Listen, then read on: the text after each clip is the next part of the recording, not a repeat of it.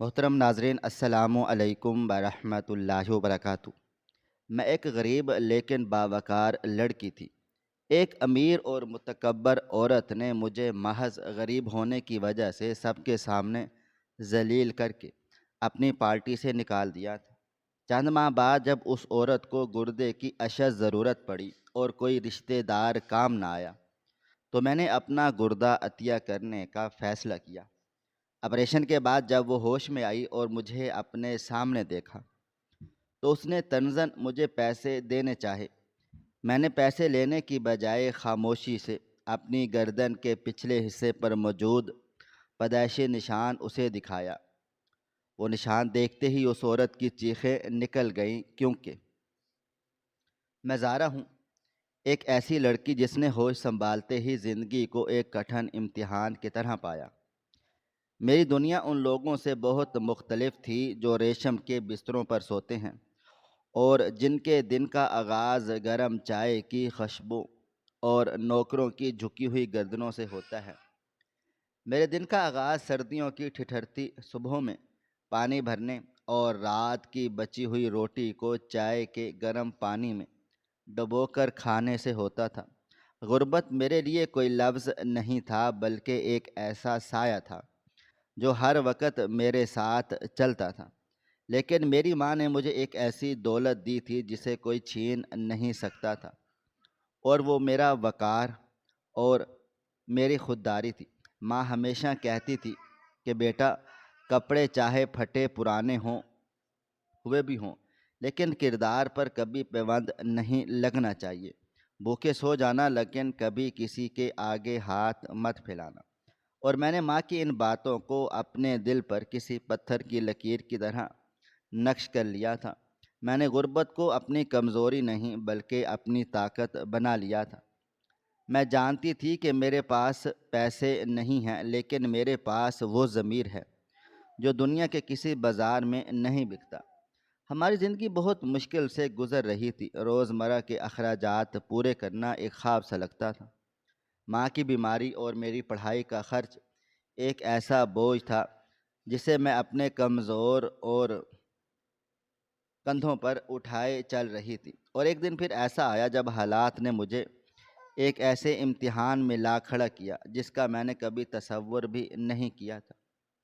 شہر کی ایک بہت بڑی ایونٹ مینجمنٹ کمپنی میں مجھے ایک عارضی سی نوکری مل گئی، کیونکہ مجھے اپنے پڑھائی کا خرچ نکالنا تھا، گھر کا چولہا بھی جلانا تھا، اور وہ ایک بہت بڑی اور شاندار پارٹی تھی جس کا انتظام ہماری کمپنی کو سونپا گیا تھا۔ مجھے بتایا گیا تھا یہ پارٹی شہر کی سب سے امیر اور با اثر خاتون بیگم شہزادی کی طرف سے دی جا رہی ہے۔ وہ ایک ایسی عورت تھی جس کے نام سے ہی غرور ٹپکتا تھا، جس کی دولت کے چرچے پورے شہر میں تھے۔ مجھے اس بات سے کوئی غرض نہیں تھی کہ وہ کتنی امیر ہے یا کتنی مغرور ہے۔ میرا مقصد صرف اپنی ڈیوٹی پوری کرنا اور اپنی محنت کی حلال کمائی لے کر گھر جانا تھا۔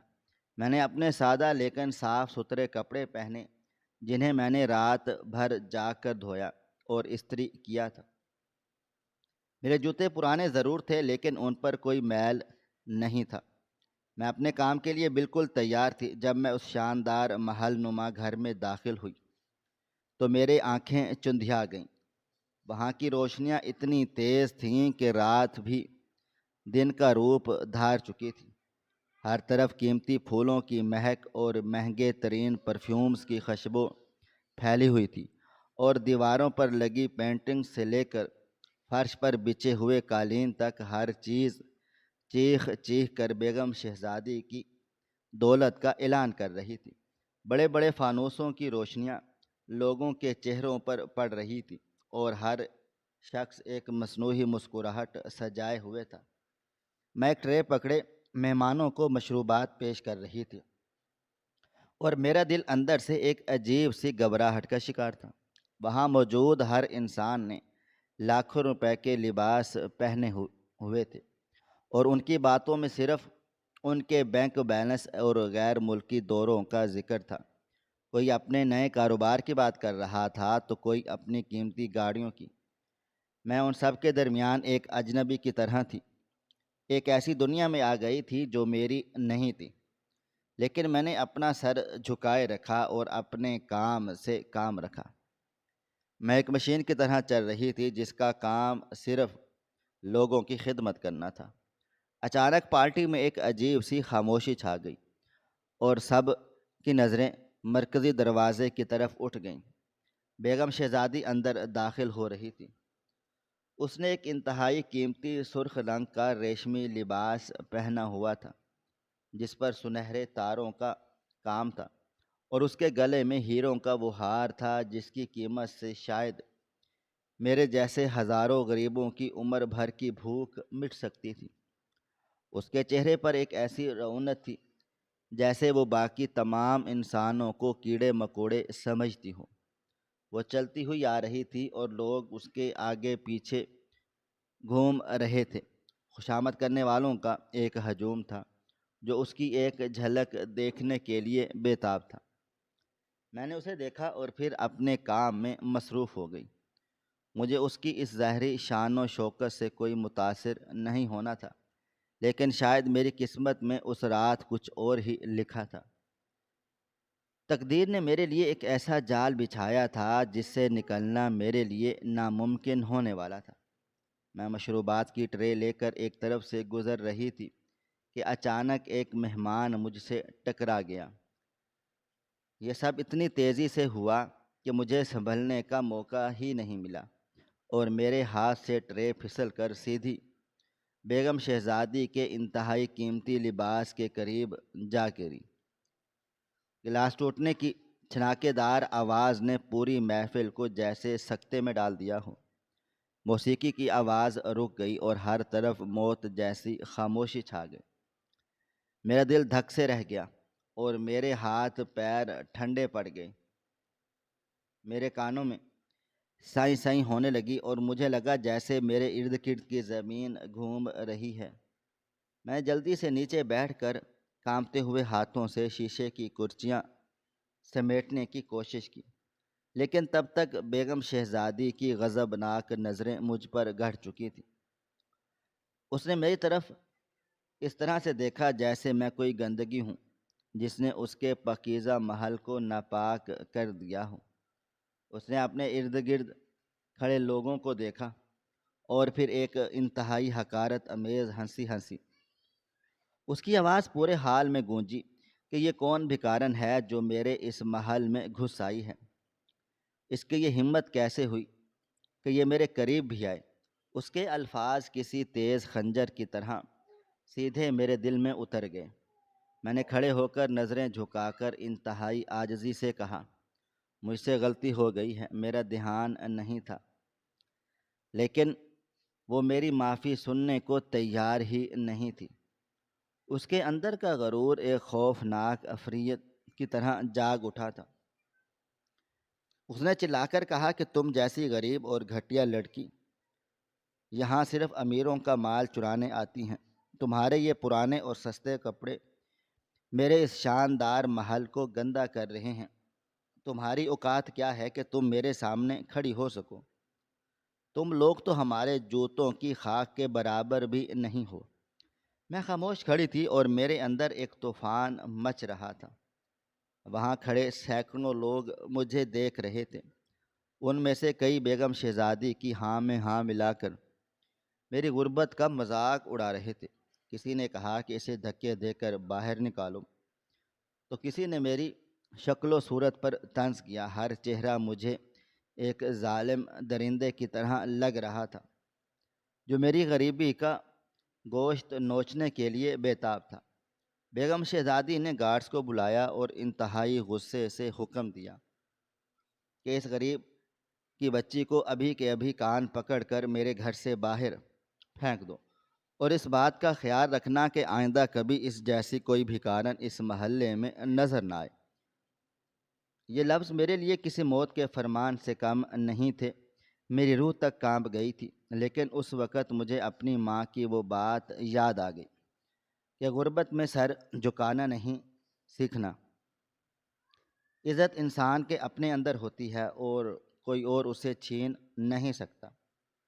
میں نے اپنے آنسوؤں کو آنکھوں میں ہی قید کر لیا تھا۔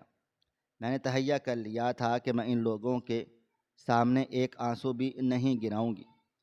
میں نے گارڈ کی طرف دیکھے بغیر بیگم شہزادی کی آنکھوں میں آنکھیں ڈال کر انتہائی پرسکون اور باوقار انداز میں کہا کہ آپ کی دولت آپ کو مبارک ہو، لیکن عزت صرف پیسوں سے نہیں ملتی۔ میں یہاں محنت کرنے آئی تھی، بھیک مانگنے نہیں۔ آپ کے پاس دولت تو بہت ہے، لیکن شاید آپ کا دل بہت غریب ہے۔ یہ کہہ کر میں نے اپنا سر فخر سے بلند کیا اور وہاں موجود ان تمام امیر اور متکبر لوگوں کے ہجوم کو چیرتی ہوئی خود اس محل کے دروازے سے باہر نکل گئی۔ میرے قدموں میں کوئی لڑکھڑاہٹ نہیں تھی، میری پیٹھ سیدھی تھی اور میرے چہرے پر کوئی پشیمانی نہیں تھی۔ جب میں اس اندھیری اور سرد رات میں سڑک پر اکیلی چل رہی تھی تو میرے اندر صرف ایک ہی سوچ تھی کہ دنیا کتنی ظالم ہے، جو انسان کو اس کے کردار سے نہیں بلکہ اس کے کپڑوں سے تولتی ہے۔ سرد ہوا کے جھونکے میرے چہرے سے ٹکرا رہے تھے اور رات کی تاریکی میرے اندر کے دکھ کو اور زیادہ بڑھا رہی تھی۔ اس رات بیگم شہزادی نے میری غربت کا مذاق اڑا کر مجھے ذلیل کرنے کی پوری کوشش کی تھی، لیکن وہ یہ نہیں جانتی تھی کہ اس رات اس نے میری خودداری کو نہیں بلکہ اپنی انسانیت کو ذلیل کیا تھا۔ میری آنکھوں سے کوئی آنسو نہیں گرا کیونکہ میں جانتی تھی کہ میں حق پر ہوں اور میرا ضمیر مطمئن ہے۔ میں نے اس رات آسمان کی طرف دیکھ کر صرف اتنا سوچا کہ وقت کبھی ایک جیسا نہیں رہتا اور قدرت کا پہیہ جب گھومتا ہے تو بڑے بڑے فرعونوں کا غرور خاک میں مل جاتا ہے۔ مجھے نہیں معلوم تھا کہ قدرت کتنی جلدی اپنا فیصلہ سنانے والی ہے، اور وہ بیگم شہزادی جس نے مجھے محض غریب ہونے کی وجہ سے اپنی محفل سے نکالا تھا، وہ کس طرح حالات کے سامنے بے بس ہونے والی ہے۔ میں اس رات اپنے ٹوٹے ہوئے جوتوں کے ساتھ میلوں پیدل چل کر اپنے چھوٹے سے کچے گھر پہنچی تو میری ماں دروازے پر میرا انتظار کر رہی تھی۔ اس نے جب مجھے دیکھا تو اس کی آنکھوں میں ایک سوال تھا۔ اس نے مسکرا کر میں نے اسے گلے سے لگا لیا اور اسے کہا کہ آج میں نے ایک بہت بڑا سبق سیکھا ہے۔ ماں نے میرے ماتھے کو چوما اور مجھے اندر لے گئی۔ وہ رات بہت طویل تھی، نیند میری آنکھوں سے کوسوں دور تھی۔ میرے کانوں میں مسلسل اس مغرور عورت کی آوازیں گونج رہی تھیں۔ اس کے وہ چبھتے ہوئے الفاظ میرے ذہن کے پردے پر کسی فلم کی طرح چل رہے تھے، لیکن ان الفاظ نے مجھے کمزور کرنے کی بجائے مزید مضبوط کر دیا تھا۔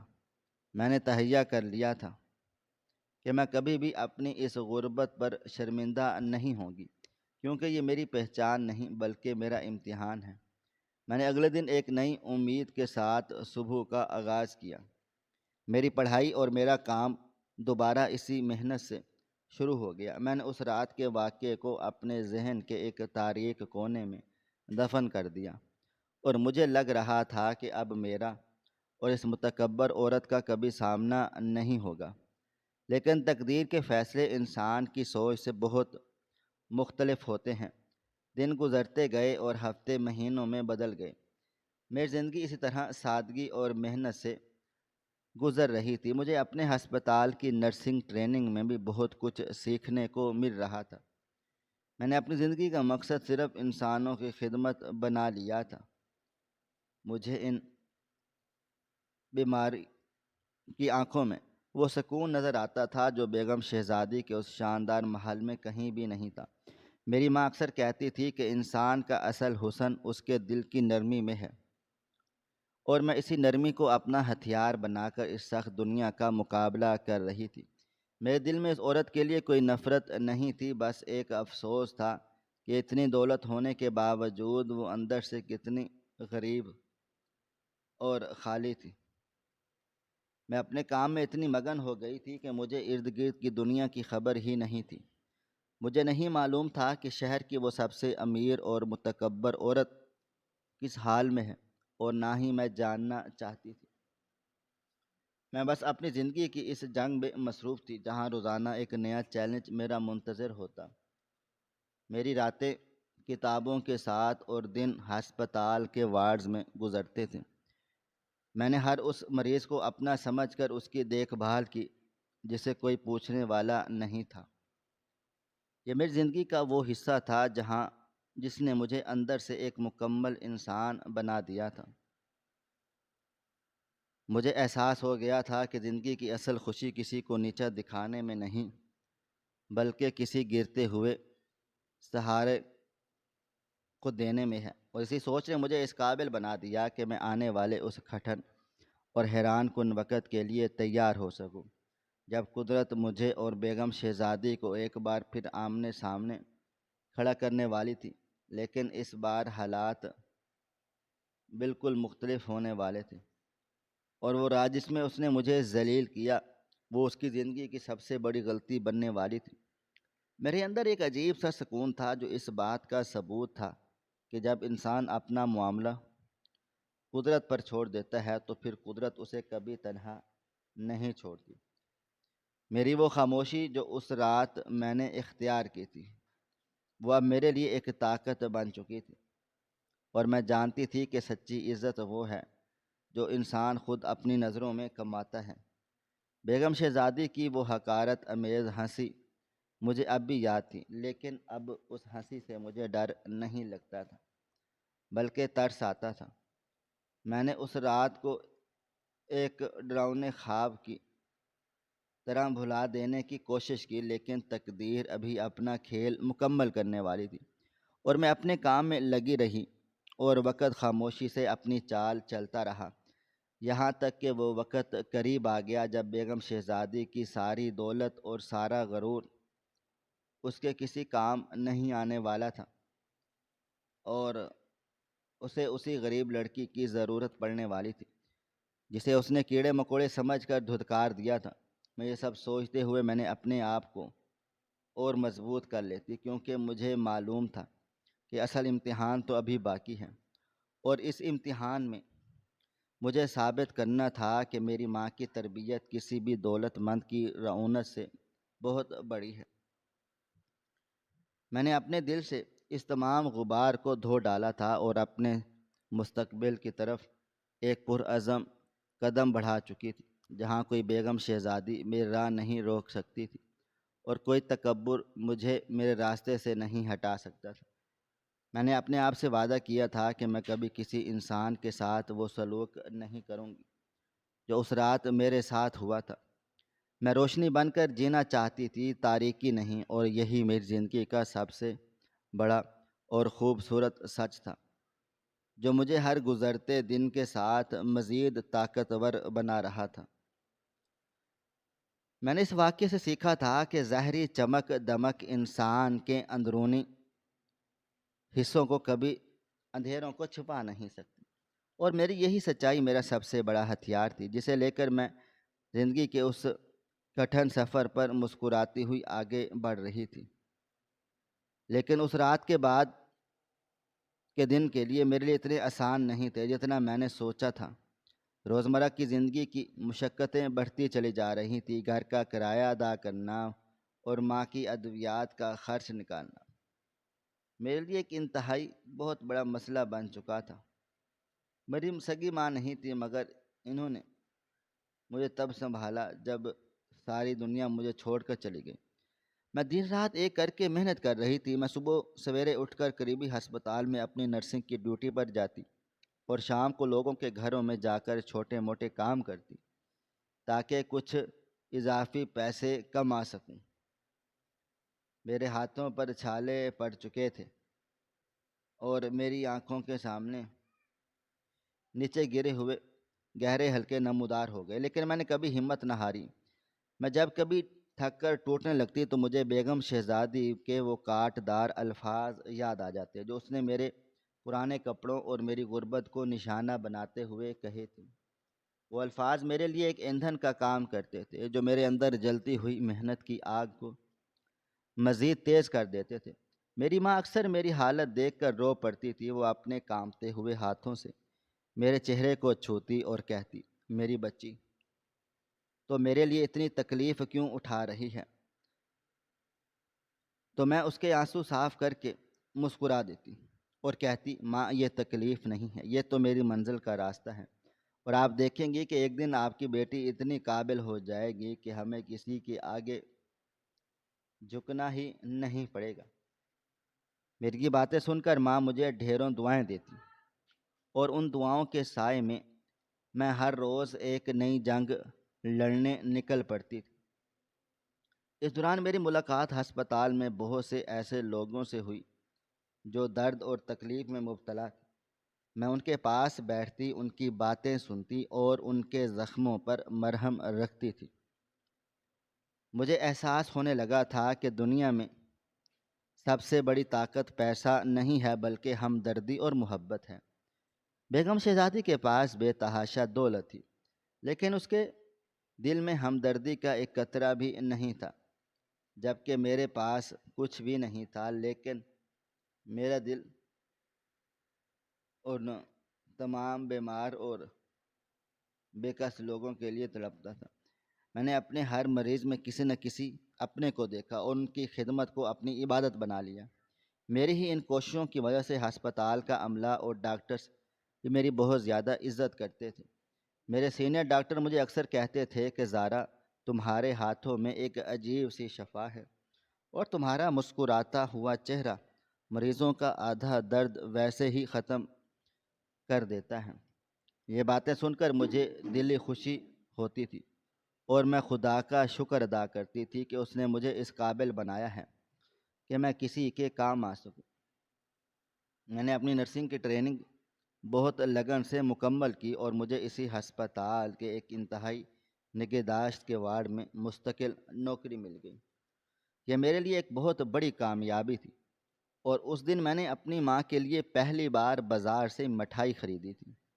ہم دونوں ماں بیٹی نے اس رات خوشی کے آنسو روتے ہوئے وہ مٹھائی کھائی تھی، اور مجھے لگا تھا کہ اب ہماری زندگی کے دکھ کم ہونے والے ہیں۔ لیکن زندگی کے کھیل اتنے سیدھے نہیں ہوتے جتنا ہم لوگ سمجھتے ہیں۔ ایک دن جب میں وارڈ میں اپنی ڈیوٹی پر موجود تھی تو ہسپتال میں ایک عجیب سی افراتفری مچ گئی۔ میں نے دیکھا کہ ہسپتال کا سارا بڑا عملہ اور وی آئی پی پروٹوکول کسی خاص مریض کے لیے دوڑ رہا تھا۔ مجھے بتایا گیا کہ شہر کی ایک بہت بڑی اور نامور شخصیت کو انتہائی تشویشناک حالت میں لایا گیا ہے۔ میں اپنے کام میں مصروف تھی، اور مجھے اس بات سے کوئی خاص دلچسپی نہیں تھی کہ وہ شخص کون ہے، کیونکہ میرے لیے ہر مریض برابر تھا، چاہے وہ کسی جھونپڑی سے آیا ہو یا کسی محل سے۔ لیکن جب میں نے اس وی آئی پی کمرے کی طرف قدم بڑھائے تو میرے دل کی دھڑکنیں اچانک سے تیز ہونے لگیں۔ ایک عجیب سا احساس مجھے گھیر رہا تھا، جیسے میرا ماضی میرے سامنے آ کر کھڑا ہونے والا ہوں۔ جیسے ہی میں اس کمرے میں داخل ہوئی اور میں نے بیڈ پر پڑی اس مریضہ کو دیکھا تو میرے پیروں تلے سے زمین نکل گئی۔ یہ کوئی اور نہیں بلکہ وہی بیگم شہزادی تھی جس نے مجھے اپنی پارٹی سے ذلیل کر کے نکالا تھا۔ اس کی حالت دیکھ کر میں دنگ رہ گئی۔ وہ عورت جو چند ماہ پہلے تک تکبر اور رعونت کا مجسمہ تھی، جس کے لباس اور زیورات کی چمک آنکھوں کو خیرہ کرتی تھی، آج وہ ہسپتال کے ایک عام سے بیڈ پر زندگی اور موت کی کشمکش میں پڑی تھی۔ اس کا رنگ پیلا پڑ چکا تھا، اور اس کے چہرے سے وہ سارا غرور غائب ہو چکا تھا جو کبھی اس کی پہچان ہوا کرتا تھا۔ اس کے ارد گرد بہت سی ایسی مشینیں لگی ہوئی تھی جو ان کی سانسوں کو چلانے میں مدد کر رہی تھی۔ مجھے اپنی آنکھوں پر یقین نہیں آ رہا تھا کہ قدرت کا نظام اتنی جلدی اپنا رنگ دکھا سکتا ہے۔ میں وہاں بت بنی کھڑی رہی، اور میرے ذہن میں وہ ساری رات گھوم گئی جب اس نے سب کے سامنے میری تذلیل کی تھی۔ مجھے اس کے ایک ایک لفظ یاد آ رہے تھے، لیکن حیرانی کی بات یہ تھی کہ اس وقت میرے دل میں اس کے لیے کوئی غصہ یا انتقام کا جذبہ نہیں تھا، بلکہ ایک عجیب سی کیفیت تھی۔ ایک دکھ تھا کہ انسان کتنا بے بس ہے، جو اپنے سانسوں کا بھی اور بھی محتاج ہے اور پھر بھی اتنا زیادہ غرور کرتا ہے۔ میں نے اپنے آپ کو سنبھالا اور ایک نرس ہونے کا فرض نبھاتے ہوئے اس کے پاس گیا۔ میں نے اس کی نبض چیک کی اور مشینوں کی ریڈنگز نوٹ کی۔ اس کی حالت واقعی بہت زیادہ خراب تھی۔ ڈاکٹرز کی باتوں سے مجھے پتہ چلا کہ اس کے دونوں گردے اچانک فیل ہو چکے ہیں، اور اگر اسے جلد از جلد کوئی ڈونر نہ ملا تو اس کی جان بچانا ناممکن ہو جائے گا۔ یہ سن کر میرے اندر ایک سرد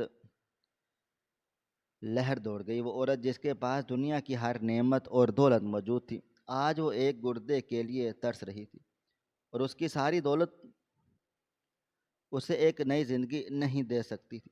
میں نے اس رات کو یاد کیا جب اس نے مجھ سے کہا تھا کہ تم جیسی غریب اور گھٹیا لڑکیاں صرف امیروں کا مال چرانے آتی ہیں۔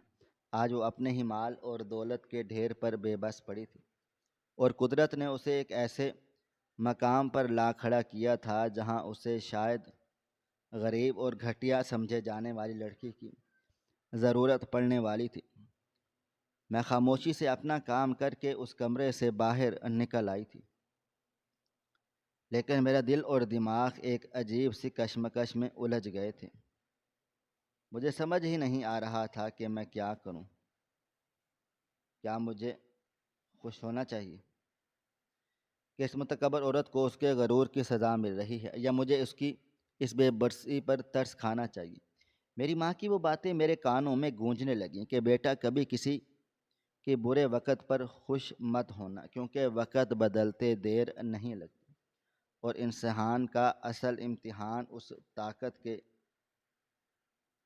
کی وقت کے ساتھ ہے کہ جب وہ دوسروں کے ساتھ کیا سلوک کرتے ہیں۔ میں رات بھر جاگتی رہی اور بستر پر کروٹیں بدلتی رہی۔ مجھے بار بار بیگم شہزادی کا وہ پیلا اور بے بس چہرہ یاد آ رہا تھا۔ میں نے سوچا اگر میں اس کی جگہ ہوتی تو کیا ہوتا، میری ماں کا کیا ہوتا۔ میں نے اپنی تمام تلخیوں اور پرانی یادوں کو ایک طرف رکھ کر صرف ایک انسان کی حیثیت سے سوچنا شروع کیا، تو میرے اندر سے ایک آواز آئی، زارا، تمہیں اس عورت کی جان بچانی چاہیے۔ یہ سوچ کر میں خود بھی حیران رہ گئی کہ میں اس عورت کو اپنا گردہ کیسے دے سکتی ہوں جس نے مجھے اتنی بے دردی سے ذلیل کیا تھا۔ لیکن پھر میرے اندر کی وہ آواز اور بلند ہو گئی کہ انتقام انسان کو وقتی سکون تو دے سکتا ہے، لیکن دائمی خوشی صرف معاف کرنے اور کسی کی جان بچانے میں ہے۔ میں نے فیصلہ کر لیا کہ میں اپنا گردہ اس عورت کو عطیہ کروں گی، لیکن میں اپنی شناخت اسے کبھی نہیں بتاؤں گی۔ میں نہیں چاہتی تھی کہ وہ یہ سمجھے کہ میں اس پر کوئی احسان کر رہی ہوں یا مجھے اس کی دولت کا کوئی لالچ ہے۔ میں صرف اور صرف اپنے خدا کو راضی کرنا چاہتی تھی اور اپنی ماں کی اس تربیت کا بھرم رکھنا چاہتی تھی جس نے مجھے ایک پتھر کی بجائے ایک انسان بنایا تھا۔ میرا یہ فیصلہ میں زندگی کا سب سے مشکل لیکن سب سے خوبصورت فیصلہ تھا، جس نے مجھے اپنے آپ سے اور اپنے خدا سے مزید قریب کر دیا تھا۔ مجھے اب کسی چیز کا ڈر نہیں تھا، کیونکہ میں جانتی تھی کہ میں جو کرنے جا رہی ہوں وہ ایک ایسا عمل ہے جو شاید دنیا کی نظروں میں پاگل پن ہو، لیکن میری نظروں میں یہ انسانیت کی معراج ہے، اور یہی وہ مقام ہے جہاں جا کر غرور ہار جاتا ہے اور محبت جیت جاتی ہے۔ میں نے اگلے دن ہسپتال جا کر اپنے سینئر ڈاکٹر سے بات کرنے کا ارادہ کیا۔ میں نے سوچا تھا کہ میں خاموشی سے سارے ٹیسٹ کرواؤں گی، اور اگر میرا گردہ اس کے ساتھ میچ ہو رہا ہوگا تو میں یہ قربانی دے دوں گی۔ یہ سفر بہت کٹھن تھا، اور مجھے معلوم تھا کہ اس کے بعد میری اپنی زندگی میں بھی کئی تکالیف آ سکتی ہیں، لیکن میرا عزم پختہ تھا اور میں ہر قیمت پر اس تکبر کی ماری ہوئی عورت کو ایک نئی زندگی دینا چاہتی تھی، تاکہ اسے یہ احساس دلایا جا سکے کہ غریب صرف پیسے سے ہوتا ہے، دل سے نہیں، اور دنیا میں اصل بادشاہت دولت کی نہیں بلکہ ظرف کی ہوتی ہے۔ اور یہی میرا بدلہ تھا، اور یہی میری سب سے بڑی فتح تھی جس کے لیے میں نے اپنے قدم آگے بڑھا چکی تھی۔ میں نے کبھی نہیں سوچا تھا کہ زندگی مجھے اس موڑ پر لا کر کھڑا کرے گی جہاں مجھے اسی انسان کی بقا کی ضمانت بننا پڑے گا جس نے میری ہستی کو مٹانے کی کوشش کی تھی، لیکن اب میں پیچھے ہٹنے والی نہیں تھی، کیونکہ میرا ضمیر جاگ چکا تھا اور میری روح کو ایک عجیب سی بالیدگی کا احساس ہو رہا تھا جسے لفظوں میں بیان کرنا ممکن نہیں تھا۔ یہ سب میری اس سوچ کا نتیجہ تھا جس نے مجھے سکھایا تھا کہ اندھیرے کو اندھیرے نہیں بلکہ روشنی سے ختم کیا جا سکتا ہے، اور میں بیگم شہزادی کی تاریک زندگی کی وہ روشنی بننے جا رہی تھی جس کی کرنیں اس کے غرور کے ہر پردے کو چاک کرنے والی تھیں۔ میں نے ڈاکٹرز کے پاس جانے سے پہلے کئی بار اپنے اس پیدائشی نشان پر ہاتھ پھیرا جو میری گردن کے پچھلے حصے پر موجود تھی۔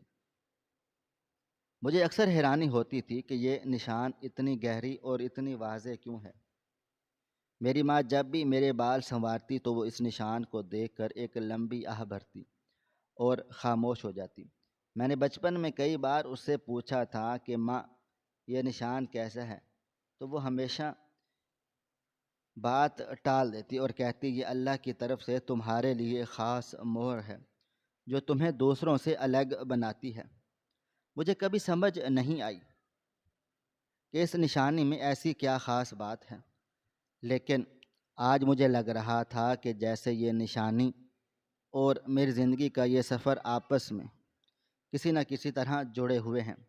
میں ہسپتال کے کوریڈور میں چلتی ہوئی بیگم شہزادی کے کمرے کی طرف جا رہی تھی تو مجھے ایسا لگ رہا تھا جیسے ہر قدم کے ساتھ میں اپنے ماضی کی ایک نئی پرت کھول رہی ہوں۔ میں نے ڈاکٹر احمد سے ملاقات کی جو بیگم شہزادی کے کیس کے انچارج تھے۔ میں نے ان کے کیبن میں جا کر دروازہ بند کیا اور ان کے سامنے کرسی پر بیٹھ گئی۔ ڈاکٹر احمد مجھے وہاں دیکھ کر تھوڑا سا حیران ہوئے، کیونکہ میرا وہاں اس وقت ہونا معمول کی بات نہیں تھی۔ میں نے گہری سانس لی اور انتہائی پر اعتماد لہجے میں ان سے کہا کہ میں بیگم شہزادی کو اپنا گردہ عطیہ کرنا چاہتی ہوں۔ یہ سن کر وہ اپنی کرسی سے کھڑے ہو گئے تھے اور انتہائی حیرانگی سے مجھے دیکھنے لگے۔ انہوں نے کہا کہ زارا، کیا تم پاگل ہو گئی ہو؟ کیا تم جانتی ہو یہ کتنا بڑا فیصلہ ہے اور تمہاری اپنی زندگی کے لیے کتنا خطرناک ہو سکتا ہے؟ میں نے مسکرا کر جواب دیا کہ ڈاکٹر صاحب، میں نے بہت سوچ سمجھ کر یہ فیصلہ کیا ہے اور میں جانتی ہوں کہ میں کیا کر رہی ہوں۔ انہوں نے مجھ سے پوچھا کہ کیا تم بیگم شہزادی کی کوئی رشتہ دار ہو؟ میں نے نفی میں سر ہلا دیا اور کہا میرا ان سے کوئی خون کا رشتہ نہیں ہے، بس ایک انسانیت کا رشتہ ہے۔ ڈاکٹر احمد نے میری آنکھوں میں دیکھا اور انہیں وہاں صرف سچائی نظر آئی۔ انہوں نے مجھے مزید سمجھانے کی کوشش کی اور کہا تمہاری پوری زندگی تمہارے سامنے پڑی ہے، تم ایک غریب لڑکی ہو، اگر کل کو تمہیں کوئی مسئلہ ہو گیا تو تمہارا علاج کون کروائے گا؟ میں نے ان سے کہا کہ جس خدا نے مجھے آج تک پالا پوسا ہے وہ آگے بھی میری حفاظت کرے گا۔ آپ بس میرے ٹیسٹ کریں اور اگر میرا گردہ میچ ہو جائے تو کسی کو بتائے بغیر یہ آپریشن کر دیں۔ انہوں نے پوچھا کہ تم اپنی شناخت کیوں چھپانا چاہتی ہو؟ تو میں نے ان سے کہا کہ کچھ نیکیاں ایسی ہوتی ہیں جن کا صلہ انسانوں سے نہیں بلکہ صرف خدا سے مانگنا چاہیے۔ ڈاکٹر احمد میری اس بات پر لاجواب ہو گئے اور انہوں نے خاموشی سے اپنے عملے کو بلایا اور میرے ٹیسٹ شروع کروا دیے۔ وہ دن میرے لیے ایک عجیب سے سحر کا دن تھا۔ میرے جسم سے خون کے نمونے لیے جا رہے تھے اور میرا دل ایک انجانی سی خوشی سے دھڑک رہا تھا۔ مجھے اس بات کا بالکل بھی خوف نہیں تھا کہ آپریشن کے دوران یا اس کے بعد کیا کچھ ہوگا۔ میرا ذہن صرف اس بات پر مرکوز تھا کہ میں ایک ایسی جان بچانے جا رہی تھی جو شاید دنیا کی نظر میں بہت ظالم اور مغرور تھی، لیکن میری نظر میں صرف اور وہ ایک بے بس انسان تھی جسے ایک دوسرے موقع کی ضرورت تھی۔ ٹیسٹ کے نتائج آنے میں چند گھنٹے لگنے تھے اور یہ چند گھنٹے میرے لیے کسی صدی سے کم نہیں تھے۔ میں ہسپتال کے خالی کمرے میں بیٹھ کر اپنی ماں کو یاد کر رہی تھی۔ مجھے پتہ تھا کہ اگر ماں کو اس بات کا علم ہو گیا تو وہ بہت پریشان ہو جائیں گی، اس لیے میں نے فیصلہ کیا تھا کہ میں اسے کچھ نہیں بتاؤں گی اور اسے کہوں گی کہ مجھے ہسپتال کی طرف سے ایک خاص ٹریننگ کے لیے کچھ دن ہسپتال میں ہی رہنا پڑے گا۔ میں نے ماں کو فون کیا اور اسے یہی جھوٹ بولا۔ ماں نے مجھے دعائیں دیں اور کہا اپنا خیال رکھنا۔ میں نے فون بند کیا تو میری آنکھوں میں آنسو آ گئے، لیکن میں نے انہیں جلدی سے صاف کر لیا کیونکہ مجھے مضبوط رہنا تھا۔ جب ڈاکٹر احمد نے مجھے اپنے کیبن میں دوبارہ بلایا تو ان کے چہرے پر ایک عجیب سی مسکراہٹ تھی۔ انہوں نے مجھے بتایا کہ زارا، تمہارے ٹیسٹ کے نتائج آ گئے ہیں اور تمہارا گردہ بیگم شہزادی کے ساتھ 100% میچ کر گیا ہے۔ یہ سن کر میرے دل کو ایک عجیب سا سکون ملا تھا، جسے میری زندگی کا سب سے بڑا مقصد پورا ہو گیا ہوں۔ میں نے خدا کا شکر ادا کیا اور ڈاکٹر احمد سے کہا آپ جلد از جلد آپریشن کا بندوبست کریں۔ ڈاکٹر احمد نے مجھے ایک کاغذ دیا جس پر مجھے دستخط کرنے تھے۔ یہ ایک رضامندی کا فارم تھا جس پر لکھا تھا میں اپنی مرضی سے بغیر کسی دباؤ اور لالچ کے یہ عطیہ دے رہی ہوں، اور میں نے بنا سوچے سمجھے اس فارم پر دستخط کر دیے اور قلم میز پر رکھ دیا۔ یہ دستخط صرف ایک فارم پر نہیں تھے، بلکہ یہ اس غرور کی موت کے وارنٹ پر دستخط تھے جو بیگم شہزادی نے اس رات مجھ پر دکھایا تھا۔ میں نے اس عورت کو اپنی زندگی کا ایک حصہ دینے کا فیصلہ کیا تھا تاکہ وہ زندہ رہ سکے اور دیکھ سکے کہ جس غریب کی اس نے توہین کی تھی، اسی غریب کا خون اب اس کی رگوں میں دوڑے گا اور اسے وہ زندگی دے گا۔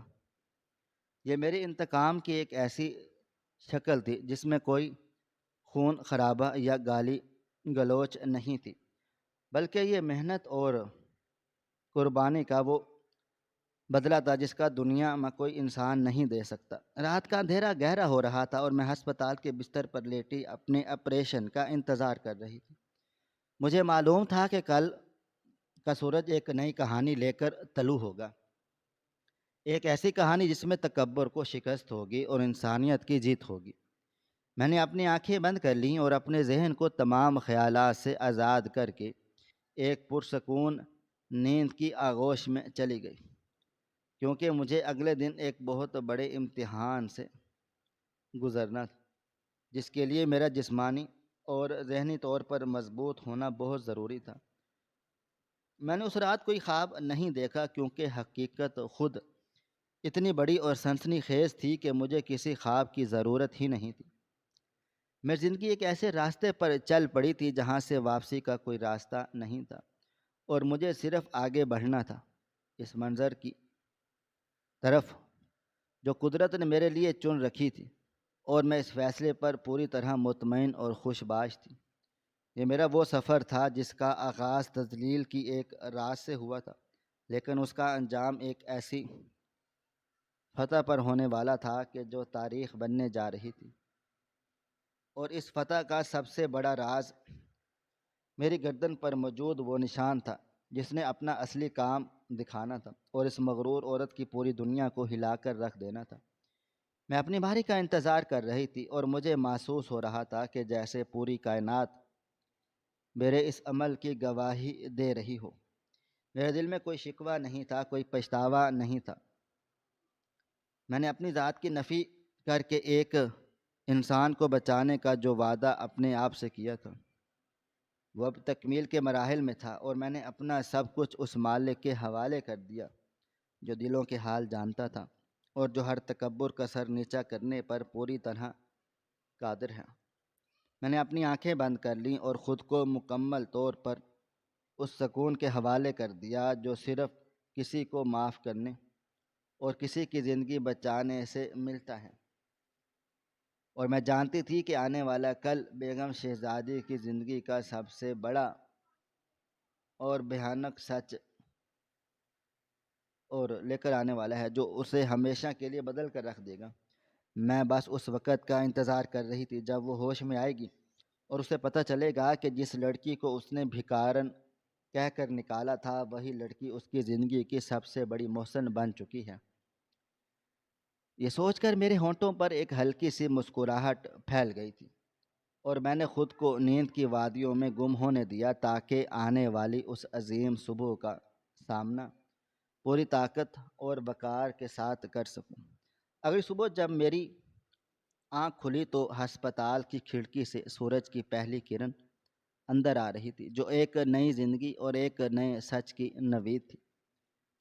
میں نے ایک گہرا سانس لیا اور خود کو اس عظیم قربانی کے لیے تیار کیا جو میری روح کو ہمیشہ کے لیے سکون بخشنے والی تھی۔ نرسوں نے مجھے آپریشن تھیٹر کے لیے تیار کیا اور مجھے اسٹریچر پر لٹا کر اس ٹھنڈے اور خاموش کمرے کی طرف لے جایا گیا، جہاں بیگم شہزادی پہلے سے بے ہوشی کی حالت میں موجود تھی۔ میں نے اس کی طرف ایک نظر دیکھا جو اس کے چہرے پر موت کا سا خوف اور بے بسی صاف عیاں تھی۔ میرا دل بس ایک عجیب سی کیفیت سے گزر رہا تھا۔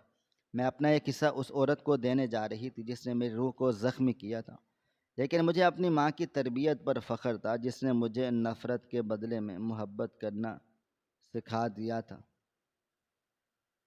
آپریشن شروع ہوا اور بے ہوشی کی دوا نے مجھے ایک گہری نیند میں دھکیل دیا۔ جب مجھے ہوش آیا تو میرے جسم میں درد کی ایک شدید لہر تھی، لیکن میرے اندر کا سکون اس درد پر حاوی تھا۔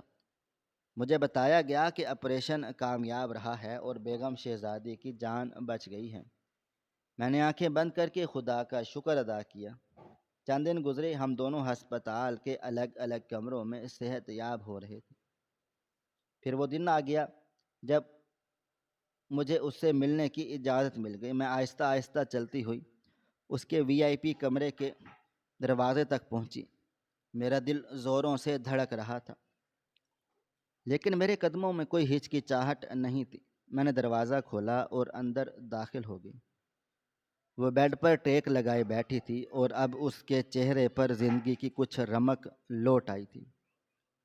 اس نے دروازے کی آواز سن کر میری طرف دیکھا اور ایک لمحے کے لیے اس کی آنکھوں میں پہچان کی چمک ابھری، جیسے اسے کچھ یاد آ گیا ہو کہ میں وہی لڑکی ہوں جس نے اسے اپنی شاندار پارٹی سے دھکے دے کر نکالا تھا۔ اس کی آنکھوں میں حیرت اور الجھن تھی، لیکن جلد ہی اس کی جگہ اسی پرانے تکبر نے لے لی۔ اس کا خیال تھا کہ میں نے اس کی جان بچا کر اس پر کوئی احسان جتانے یا اس سے کوئی بہت بڑا انعام مانگنے آئی ہوں۔ وہ سیدھی ہو کر بیٹھی اور اس نے اپنے سرہانے رکھی چیک بک اٹھا لی۔ اس کی آواز میں وہی پرانی رعونت اور حقارت تھی۔ اس نے میری طرف دیکھے بغیر کہا کہ تم نے میری جان بچا کر بہت بڑا کام کیا ہے، لیکن مجھے کسی غریب کا احسان اپنے سر پر رکھنا پسند نہیں۔ میں نہیں چاہتی کہ تم ساری زندگی لوگوں کو بتاتی پھرو کہ تم نے میری جان بچائی ہے۔ بولو، کیا قیمت ہے تمہاری اس ہمدردی کی اور اس گردے کی؟ اس نے ایک ہیروں جڑا قلم نکالا اور میری طرف ایک حقارت امیز نظر ڈالتے ہوئے بولی کہ جتنے پیسے چاہتی ہو اس چیک پر لکھ لو اور میری زندگی سے ہمیشہ کے لیے چلی جاؤ۔ اس کی یہ باتیں سن کر میرے اندر کوئی طوفان نہیں اٹھا، بلکہ مجھے اس کی غریبی پر ترس آنے لگا کہ موت کے منہ سے نکلنے کے بعد بھی اس کا غرور اور اس کی دولت کی ہوس ختم نہیں ہوئی۔ میں جانتی تھی یہ تکبر کی یہ آخری سانسیں ہیں، اور اس کا یہ غرور ابھی تک اسی خمار میں تھا کہ دنیا کی ہر ایک چیز خریدی جا سکتی ہے۔ میں نے اس چیک بک کی طرف آنکھ اٹھا کر بھی نہیں دیکھا اور نہ ہی کوئی جواب دیا۔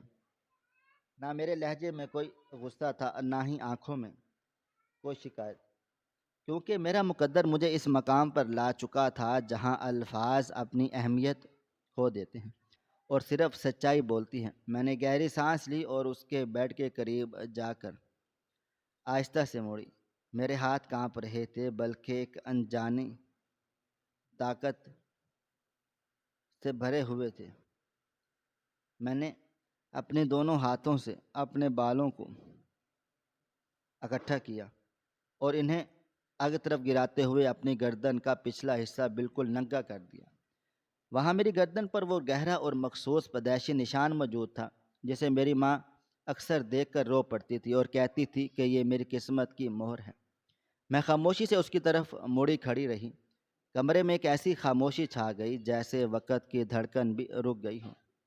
چند سیکنڈ تک مجھے پیچھے سے کوئی آواز نہیں آئی، لیکن پھر اچانک میرے کانوں میں ایک ایسی دل دہلا دینے والی اور کربناک چیخ ٹھہرائی جس نے ہسپتال کے اس پرتعیش کمرے کی دیواروں کو بھی لرزا کر رکھ دیا۔ مجھے لگا جیسے کسی نے بیگم شہزادی کی روح کو اس کے جسم سے کھینچ لیا ہو اور اس کے ہاتھ سے وہ ہیروں جڑا قلم اور چیک بک فرش پر گر کر بکھر گئے ہوں۔ میں نے مڑ کر دیکھا تو اس کا چہرہ خوف اور شدید صدمے سے بھیانک حد تک بگڑ چکا تھا۔ اس کی آنکھیں پھٹی کی پھٹی رہ گئیں اور وہ اپنے کانپتے ہوئے ہاتھوں سے مجھے اشارہ کرتے ہوئے کچھ بولنے کی کوشش کر رہی تھی، لیکن اس کے حلق سے صرف ٹوٹی پھوٹی سسکیاں نکل رہی تھیں، اور وہ نشان کوئی عام نشان نہیں تھا۔ وہ اس کی اپنی سگی بیٹی کی گردن پر موجود واحد نشانی تھی، جسے وہ 20 سال پہلے ایک کچے مکان میں اپنی غریب ساس اور کمزور شوہر کے پاس بلکتا ہوا چھوڑ آئی تھی۔ دولت کی ہوس اور ایک امیر شخص سے شادی کرنے کی اندھی چاہت میں اس نے اپنے ہی خون کو بے دردی سے ٹھکرا دیا تھا، اور پیچھے مڑ کر بھی نہیں دیکھا کہ اس کی وہ ننھی جان کس حال میں جی رہی ہے۔ آج قدرت نے اس کے اس بھیانک ماضی کو ایک ایسے دردناک اور بھیانک سچ کے روپ میں اس کے سامنے لا کھڑا کیا تھا جس کا وہ سامنا نہیں کر سکتی تھی۔ اسے یاد آ گیا تھا کہ اس رات جب غریب لڑکی کو اس نے دھکے دے کر اپنے محل سے نکالا تھا، جس کے پرانے کپڑوں کا اس نے مذاق اڑایا تھا، وہ کوئی اور نہیں بلکہ اس کی اپنی کوکھ سے پیدا ہونے والی اس کی سگی بیٹی تھی۔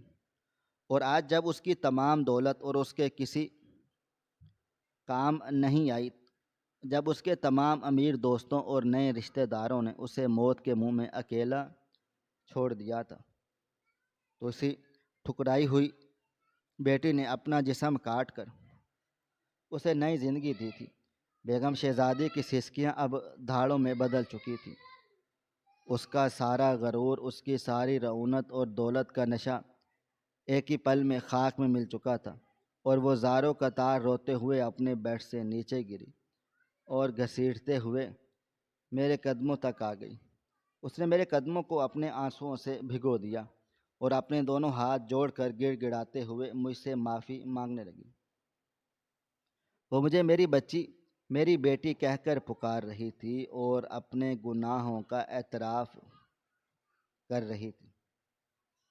میں نے اس کے آنسو اس کے قیمتی لباس کو بھگو رہے تھے جس پر اسے کبھی بے پناہ غرور ہوا کرتا تھا، لیکن جب اس کی یہ ساری چیخ و پکار اب میرے لیے بے معنی تھی۔ میرے دل میں اس کے لیے کوئی نفرت نہیں تھی، لیکن اب کوئی اور محبت اور رشتہ بھی باقی نہیں رہا تھا، کیونکہ میری اصل ماں تو وہ تھی جس نے اپنے خون پسینے سے مجھے پالا پوسا اور مجھے انسانیت کی اور محبت کرنا سکھایا تھا۔ دولت اور تکبر انسان کو کتنا اندھا کر دیتا ہے، وہ اپنوں کو ہی کاٹ کھانے کو دوڑتا ہے، اور پھر قدرت کس طرح انسان کو اس کے غرور کی سزا دیتی ہے، یہ آج اس کمرے میں ثابت ہو چکا تھا۔ میں نے اس کے جڑے ہوئے ہاتھوں کو نہیں پکڑا اور نہ ہی اسے تسلی کے کوئی دو بول بولے۔ میری خاموشی اس کے لیے دنیا کی سب سے بڑی اور کڑی سزا تھی۔ میں نے ایک آخری بار اسے بے بس اور ٹوٹے ہوئے لہجے کو دیکھا اور خاموشی سے مڑ کر اس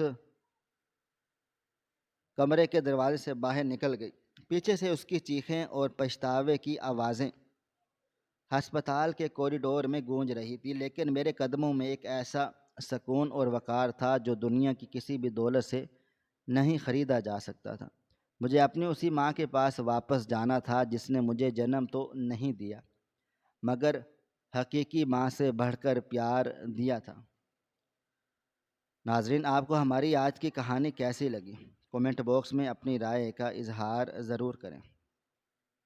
خواہش صرف اتنی ہے کہ کچھ الفاظ لکھوں جس سے کوئی گمراہی کے راستے پہ جاتے جاتے رک جائے، اور نہ بھی رکے تو سوچ میں ضرور پڑ جائے۔ دوستو، امید کرتا ہوں کہ آپ کو یہ ہماری کہانی پسند آئی ہوگی۔ کہانی پسند آئی ہو تو ویڈیو کو لائک کریں، کومنٹس کریں، شیئر کرنا بالکل بھی نہ بھولیں۔ اور ہاں، اگر آپ لوگ ہمارے اس چینل پر نئے ہیں تو ہمارے چینل حریرہ انفو کو سبسکرائب ضرور کریں اور نوٹیفیکیشن کو ضرور دبائیں تاکہ آنے والی کہانی سب سے پہلے آپ کو مل سکے۔ ملتے ہیں کل ایک نئی اور دلچسپ کہانی کے ساتھ، تب تک اپنا ڈھیر سارا خیال رکھیے گا۔ اللہ حافظ۔